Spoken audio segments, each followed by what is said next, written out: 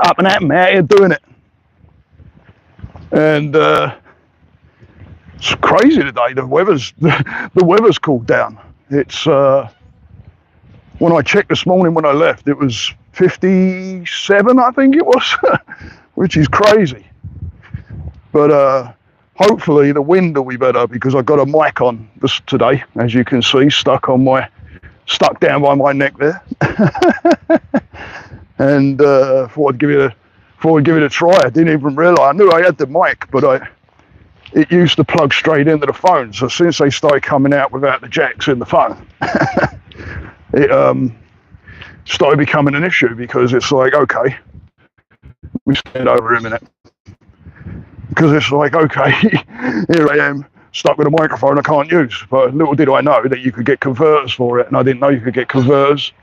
So I got a converter, and hopefully it's working. I tried it out the other day and it seemed to work, so we'll try this and see if it works. But yeah, I just wanted to let me carry on walking a bit. It's the weather's like turned. It's cooler, 57. Sun's out. It's kind of nice out. It actually really is a nice day out. So that's a blessing. But anyway, as you can see by the title, I want to talk a little bit about, other people's issues that you might not understand or you don't quite get, even when you have your own anxieties. You may not understand someone else's anxiety, and that's okay. You don't have to understand, but don't bring them down for it either, because I think we are very, very quick to judge, even though we have our own fears. One of my fears was when I was living in England, even when I was over in the States. I mean, it ain't been long since I've really conquered the issue, was the phone. Now, a lot of people right now might be going, afraid of the phone? What are you afraid of the phone for? That's exactly what I'm talking about right now. It was my fear. I was going through it. That phone would ring and I'd break out in a sweat. It's kind of funny for what I do now, with the work I do now, right? Where I spend time on the phone, I spend time on video calls, and it's kind of weird, right? How did I do that? Facing that fear, facing the fears. Got a phone call one day from my therapist to help somebody out and get on like a, what do you call that? A free person phone call, and jumped on, and that was it. I faced the fear. I had that second of, oh no, the phone. I did have that period of, a second or so of thinking that fear, because it happens really quick. It's like instantaneous. As soon as you get a trigger, that's why some people walk around, they don't know what their triggers are, or they're not aware of what's going on, because it can hit so quick. You can get a trigger and all of a sudden you're in some kind of head spin and don't know why. And it's because it's so damn quick. The mind thinks so damn quickly. It'll pick up something really, really fast. Any of your five senses that pick up on something and push something out there into your conscious mind, and your conscious mind is going to start playing with that and make that a reality when it's not a reality. So try not to make things try and look at your mind and pick out what's actual reality. Otherwise you live in a fake reality. But anyway,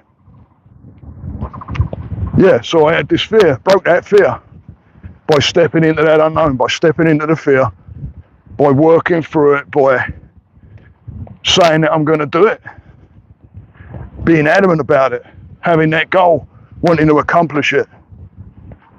Now, I didn't expect other people to understand what that was, what that fear was of the phone. Don't ever expect anybody to understand it. But it is good when someone takes a little bit of a respect for it. Good morning.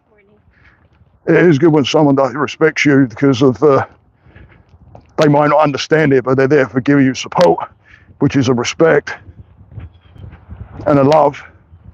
But don't judge the other person,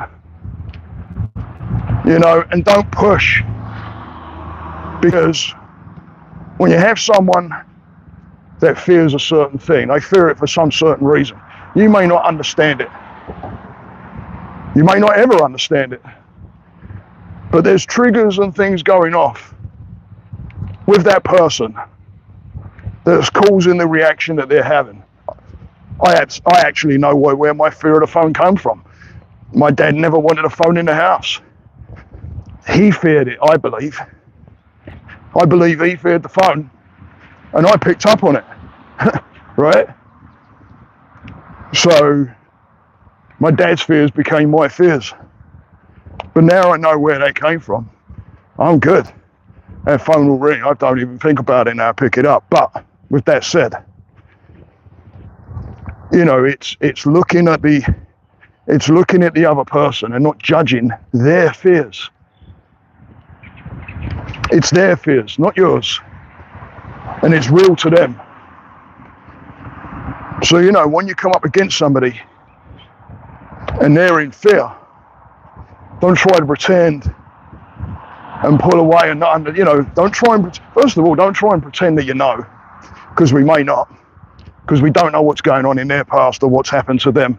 So we don't know what kind of things are going on within them, in their mind. So try not to pretend to know. If you really want to find out, then ask the questions. What is it you're going through right now? What can I do to help you? Do you need a hug? Do you want to vent?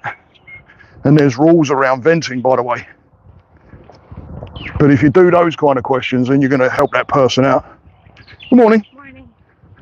You're going to help that person out, because now it's like working with the person to try and find out, and then their mind will start thinking in a different direction. And then they, you know, when you feel loved and cared about, and you feel that someone is trying to understand and work with you, it goes down a long, long way over, well, what are you afraid of that for? Oh, I don't understand it. I don't get why you're afraid of that. I'm not. Because you know what? You hear some of those things when you're in that fear and you think, oh, I shouldn't be fearing this. Oh, I'm really bad. Oh, I'm really screwed up. Why? Because that person doesn't understand the situation that you're in. So, you know, I started to think on that side as well, because you do get the comments, don't get why you're afraid of that, don't understand it. I'm not expecting you to understand it. I didn't ask you to understand, right? I just asked you to have a little sympathy for what the heck may be going on. Yeah? It's not about understanding. It's about looking at that person and having a compassionate heart for another human being. And feeling them. And knowing that and seeing. I mean, you can see when someone's going through a pretty bad spot. Some people cover it up well and wear masks. I used to do that. Put a mask on. No one can see it. Well, you think no one can see it. But it's out there shining like a red beacon sometimes, right? So just have a little bit of compassion for somebody.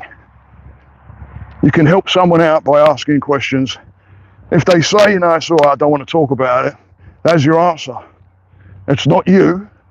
It's nothing that you've done wrong, and there's nothing you can do. Just sit and be there with them, or just whatever the situation. I say sit, right? Wherever you are and whatever situation you're in, just be with them. You don't have to understand it, but show some love and a little compassion for someone. You don't have to understand.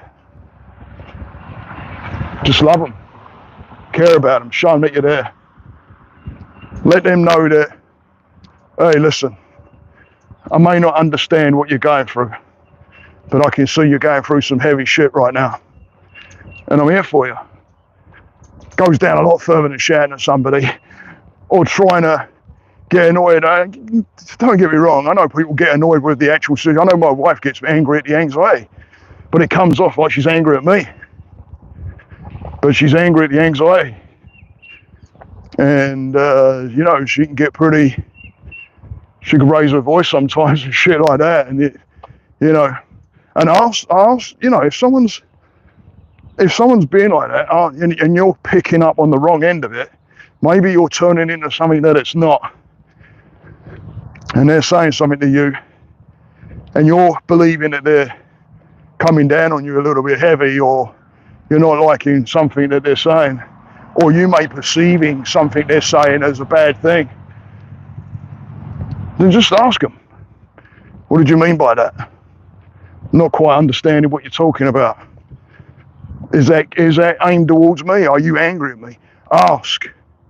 Don't sit there and think you understand it or that you know, because again, what are you doing? Building up a fake reality, but you're living off the fake reality. So remember, if you've got family members, friends, acquaintances that go through mental health, and they're going through things that you may not understand, certain fears that you may not understand, it doesn't mean that it isn't real. So have that compassion and that sympathy for that person. Love them, ask good questions. Try and help them out. Morning. Work on helping them out instead of the understanding, because when you do that, and you do work with somebody, and you do ask the questions, and you do try and help them, you may start understanding a little bit about them a little better. Work on that. I hope you have a great weekend. I hope everybody's in PPA, positive progressive action, and moving towards those things that they're looking to do, the goals they're setting for themselves. I hope you're all doing that. I hope you're all moving forward. Keep that mind in a positive frame, and keep that one foot in front of the other. All the while you make a movement forward. Doesn't matter what you think is small. On the grand scheme of things, it's quite big. Because every step forward is a big step, no matter how small. So make it happen. Get out there, do that PPA. Don't try and understand somebody else, but have that compassion and sympathy for somebody that may be going through something. And don't pretend that you know, because you may not know. Make it about them, not you. Hope everybody has a good weekend.